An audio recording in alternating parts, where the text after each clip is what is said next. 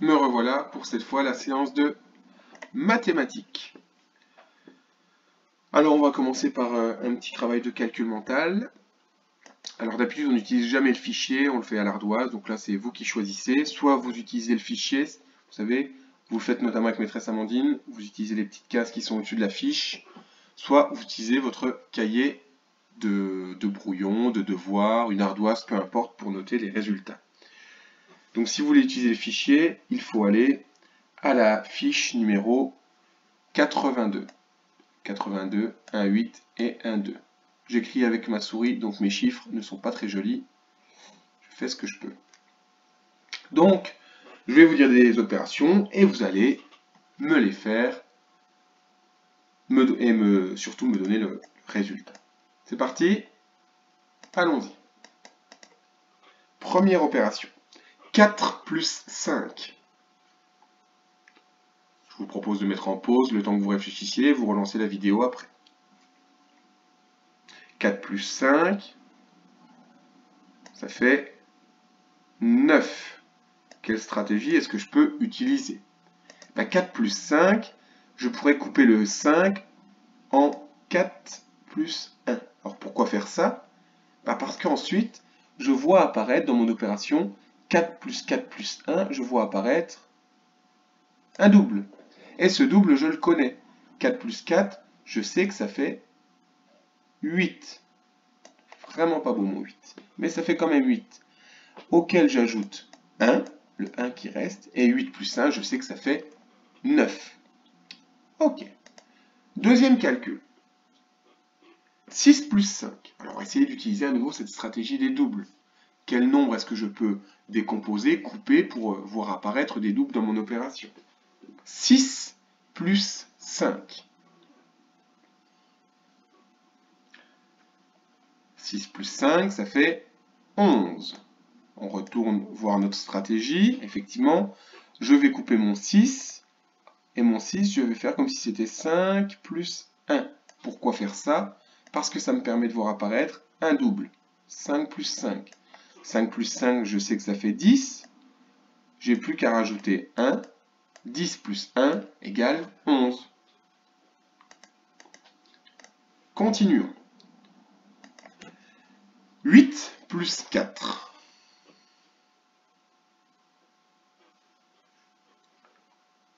8 plus 4, ça fait 12. Quelle stratégie est-ce que je peux utiliser? Alors là, je ne vais pas utiliser la stratégie des doubles, je vais plutôt utiliser les compléments indices. 8 plus 4, je vais partir de 8 pour essayer d'aller jusque 10. Alors, combien est-ce qu'il manque pour aller jusque 10?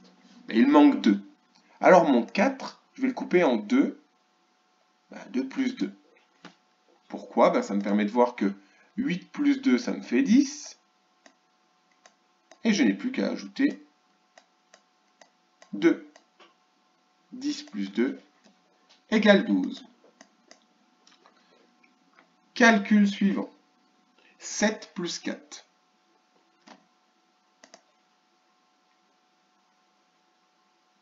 7 plus 4 égale 11. Même stratégie que précédemment. 7 plus 4, je vais essayer d'aller jusque 10. Donc il me manque combien pour aller de 7 à 10? Il me manque 3. Mais je devais ajouter 4. Donc je vais faire 7 plus 3 plus 1.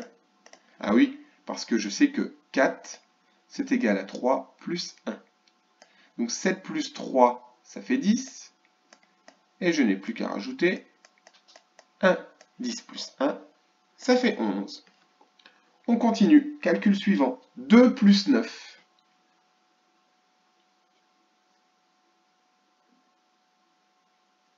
Alors cette fois, je ne vais pas utiliser les doubles, ni les compléments indices. 2 plus 9. On va utiliser une stratégie que Margot nous avait donnée. On va partir du grand nombre, 9, et on va ajouter le petit nombre, 2. C'est beaucoup plus facile. Donc au lieu de dire 2 plus 9, je vais dire 9 plus 2. Je vais changer l'ordre de l'opération. 9 plus 2, ça fait 11. Et enfin, dernier calcul, 3 plus 8. Alors pareil, je vais utiliser la même stratégie. Au lieu de dire 3 plus 8, je vais prendre le grand nombre, 8. auquel je vais ajouter le petit nombre 3. Donc je vais dire 8 plus 3. Et je peux même ajouter une autre stratégie. 8 plus 3, je vais déjà essayer d'aller jusque 10. Je vais faire 8 plus 2 plus 1. 8 plus 3 égale 11. Alors il y a plein de stratégies de calcul, il faut utiliser celle que l'on préfère, celle qui est la plus simple pour nous. Mais on est qu'en CP, on a encore beaucoup de temps pour travailler et pour perfectionner toutes nos stratégies de calcul. On s'entraîne tous les jours, donc ça va finir par payer. Donc voici notre petite séance de calcul mental. Si je reviens sur mes stratégies, on a donc une première stratégie qui consiste à utiliser les doubles. On va casser un nombre pour essayer de faire apparaître des doubles. On a une autre stratégie qui consiste à utiliser les compléments à 10. Je vais essayer de casser un nombre pour aller jusque 10 déjà. Et enfin, notre dernière stratégie qui consiste à changer l'ordre de l'opération pour commencer par le grand nombre et ajouter le petit nombre. Donc c'est des stratégies que l'on a déjà vues en classe, mais qu'il faut continuer à utiliser le plus possible, le plus souvent possible, pour s'en imprégner et que ce soit de plus en plus simple pour nous. Continuons donc par notre travail sur les nombres de 60 à 79. Donc ça c'est un travail de révision, on l'a déjà fait la semaine dernière, jeudi, vendredi. On va le continuer aujourd'hui, d'accord, notamment en utilisant donc, le fichier, parce que la semaine dernière je vous avais donné une fiche en dehors du fichier. Donc je vous propose là de prendre votre boîte de maths. Donc, je vous laisse aller la chercher, mettez la petite vidéo en pause. Alors, dans votre boîte de maths, vous n'avez peut-être pas assez de cubes, mais vous avez en tout cas vos cartes dizaines et vos jetons en carton, vos petits jetons bleus. Donc sortez vos cartes dizaines et vos petits jetons bleus. Et je vais vous demander, comme nous en avons l'habitude en classe, de manipuler avec ce matériel. D'accord ? Donc on va s'amuser à construire des collections de 60 à 79. Donc moi avec mes cubes, donc mes barres de 10, mes dizaines et mes unités, mes cubes bleus. Et vous avec vos cartes dizaines et vos jetons. Donc je vais vous écrire un nombre sur l'écran et vous allez me former cette collection sur votre table. Voilà la souris, voici le nombre.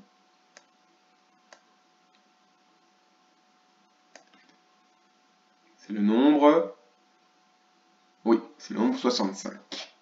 Donc je vous laisse faire la collection, mettez sur pause, moi je le fais en même temps que vous sur mon écran, et ensuite vous relancez la vidéo.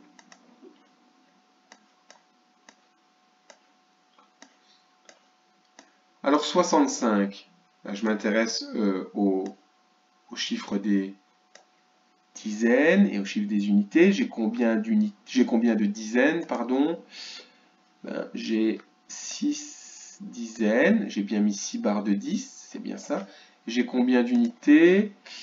J'ai 5 unités, donc je vais aller chercher 5 cubes. Hop là. Donc vous, normalement, sur votre table, vous devez avoir 6 cartes dizaines et 5 jetons bleus. C'est bien ça? 65. Tiens, on va en profiter cette fois pour faire une opération. Je vais la compléter, la continuer. 65 moins 10. Comment est-ce que je vais faire pour faire cette opération? Vous vous en souvenez? Moins 10. Alors déjà, moins. Est-ce que j'ajoute ou est-ce que j'enlève? Oui, le signe moins montre que j'enlève quelque chose. J'enlève 10. 10, qu'est-ce que c'est? 10, c'est une dizaine. Eh bien, sur mon dessin, il me suffit d'enlever une barre de 10. Je l'enlève. Et j'ai donc bien enlevé ma dizaine. Combien est-ce qu'il me reste? Je vais regarder, il me reste 1, 2, 3, 4, 5 dizaines. Et est-ce que mon nombre d'unités a changé? Non, parce que dans le nombre 10, il y a 0 unité. Donc j'ai enlevé 0 unité. Il m'en reste donc toujours bien 5. 65 moins 10 égale 55. Ok, bon, je vais effacer tout ça, je vais vous donner un nouveau nombre. Encore une fois, vous me faites la collection devant vous, vous mettez la vidéo en pause, une fois que vous pensez l'avoir faite, vous regardez et vous vérifiez que vous avez raison. Encore une fois, j'ai perdu ma souris, la voilà. Donc vous allez devoir me faire une collection de 79 jetons. Au boulot.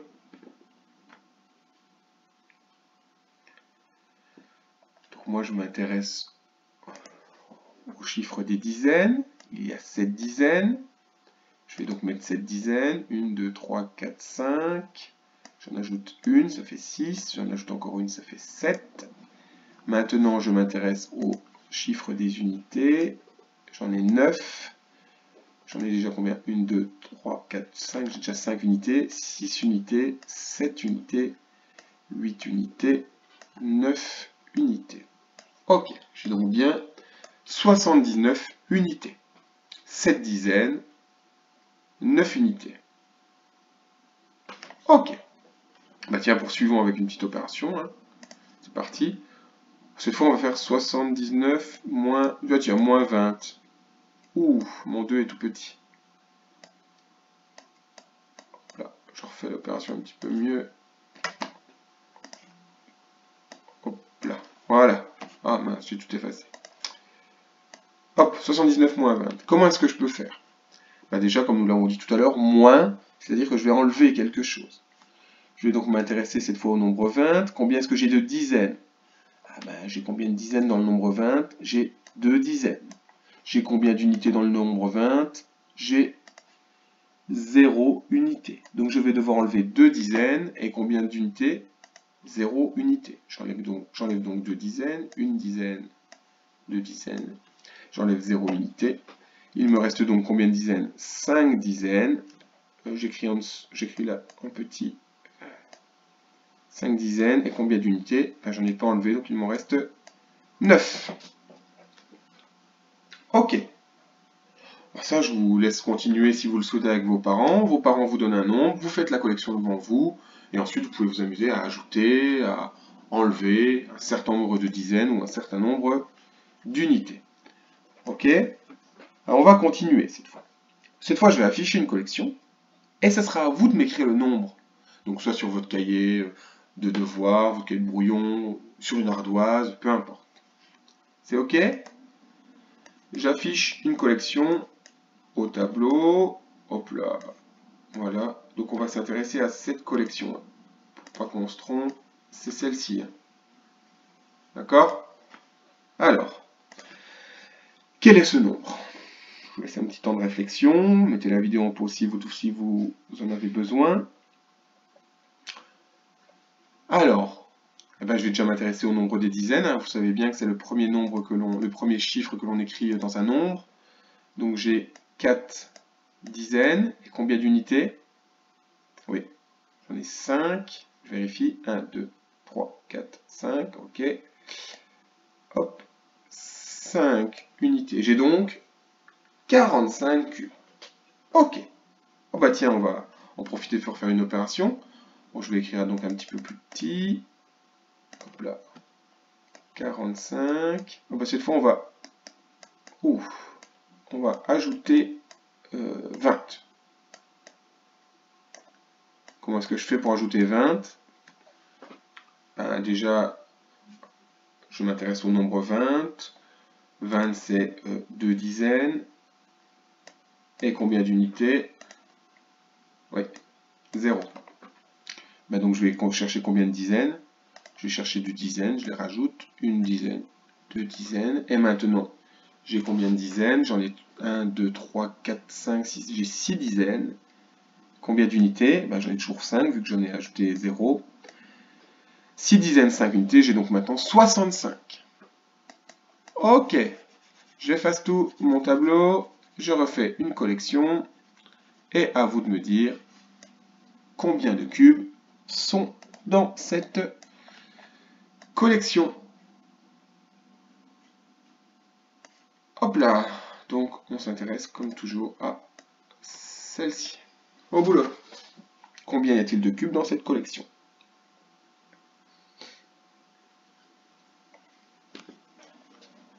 Bon, bah, je vais m'intéresser aux dizaines. Combien est-ce que j'ai de paquets de 10? 1, 2, 3, 4, 5, 6, 7. J'ai 7 dizaines. Combien est-ce que j'ai d'unités? Je les compte. 1, 2, 3, 4. 4 unités. Quel est ce nombre? c'est un nombre de la famille du 70, c'est le nombre 74.